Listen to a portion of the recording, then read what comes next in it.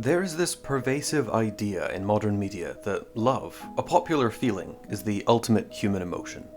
More often than not, our heroes defeat great evil through the powers that love provides.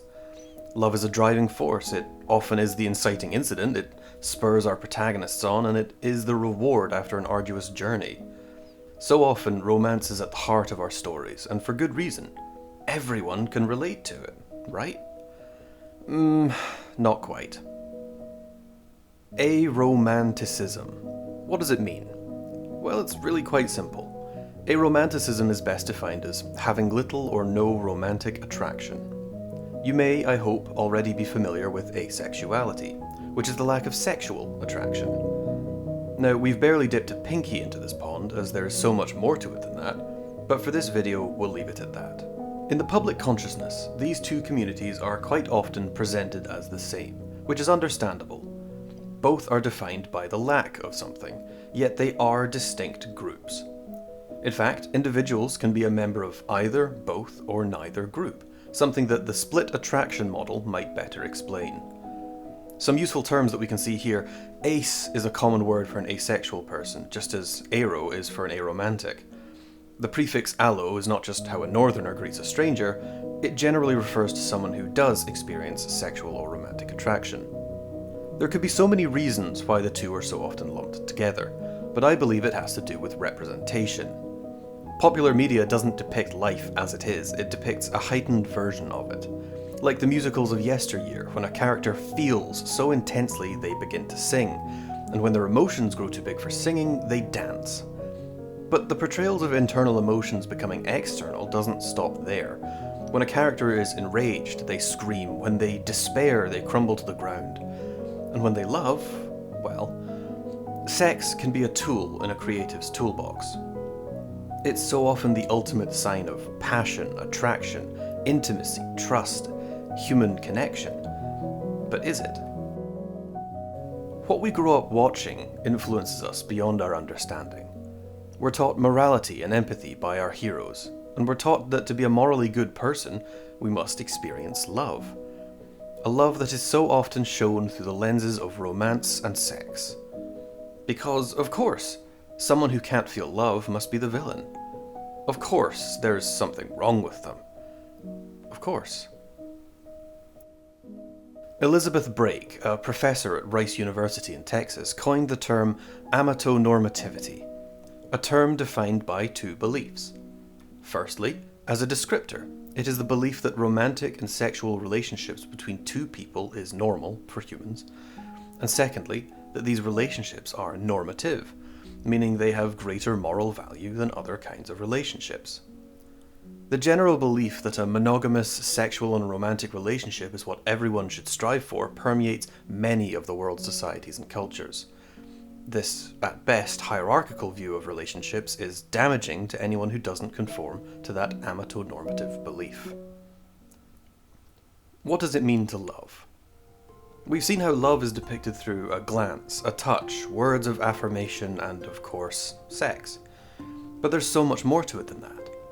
Platonic and familial relationships are, in my opinion, so much more interesting than romantic or sexual ones.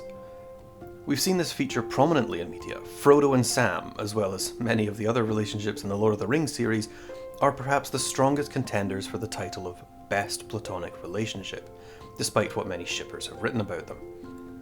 Edgin and Holga from the recent D&D movie are another well-written, non-romantic relationship, showing how two people of the opposite sex can form meaningful and loving relationships without resorting to stereotypical tropes. In fact, the pairing of a male character with a female character in a platonic relationship is a common trope. The trope appears quite often, although rarely are the individual characters in those platonic relationships themselves aromantic. They often have other relationships to fill that need. When it comes to portraying aromanticism specifically, however, I struggle to find examples.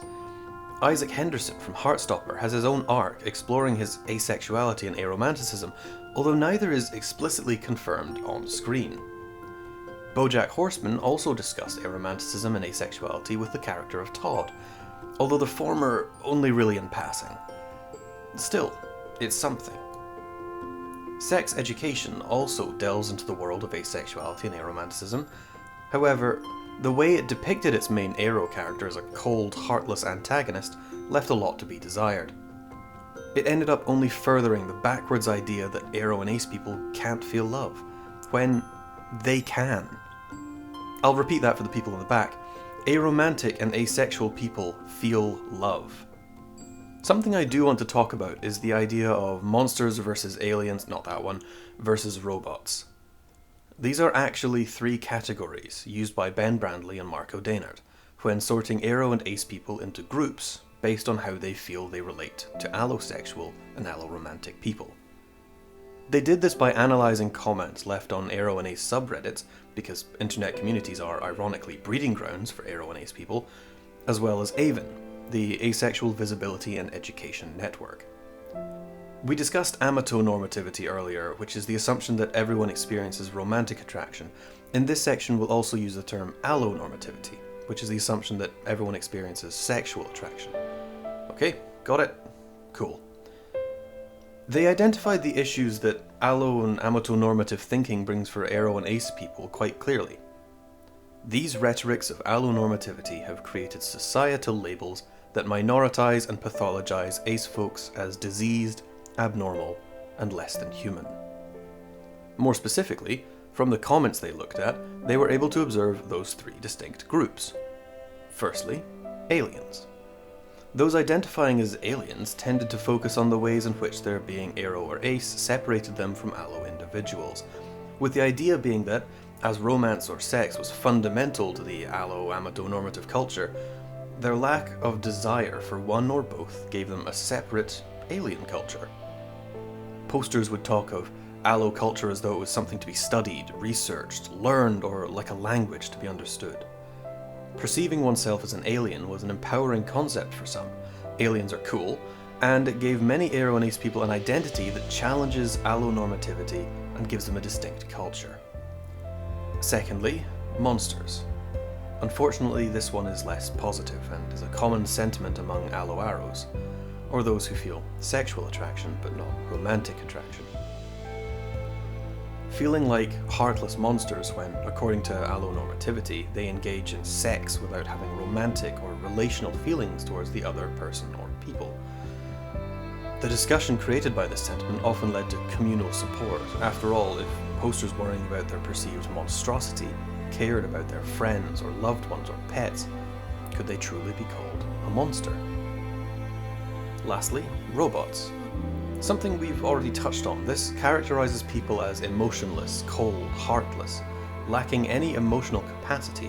However, for some people, particularly ace people with allo partners, sex is just another activity, something which can be performed.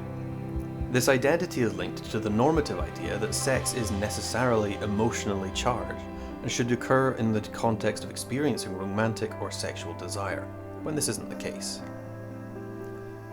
While I find it profoundly impressive that even though these feelings of otherness often create community and solidarity through shared experience, I also feel a sense of anger that aro and ace people are forced into these situations.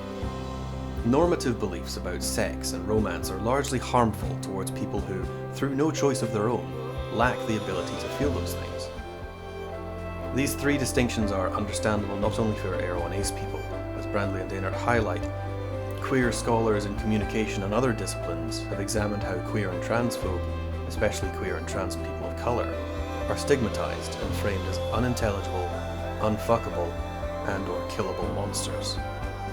When a culture or society is used to a certain way of living, a normative belief, and someone comes along who doesn't fit that norm, far too often it creates harmful, even dangerous ideas about those people.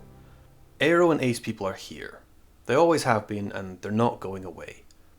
This video couldn't contain all the things I wanted to talk about, so I'm making a much longer version. I want to talk about what aromanticism is, what it means, and how the people who identify as aromantic have had it rough for so long. I want the world to know that these people exist, and that they are valid, and that they love. They love so fiercely and so intensely that most normal people would instantly be overwhelmed should they experience it for a single moment. Because love is more than sex, it's more than romance, it is more than most people truly understand it to be. It's a fundamental emotion. It sits alongside rage and joy and despair, and it contains multitudes. Love is not, nor has it ever been, just one thing. Love can be reaching out during a dark time. It can be organizing an elaborate proposal atop a mountain. It can be holding their hand to offer support. It can be a silent look across the room at a party which says, "Let's get out of here." It can be anything we humans do that inspires in another that primal, fundamental, eternal feeling of being accepted.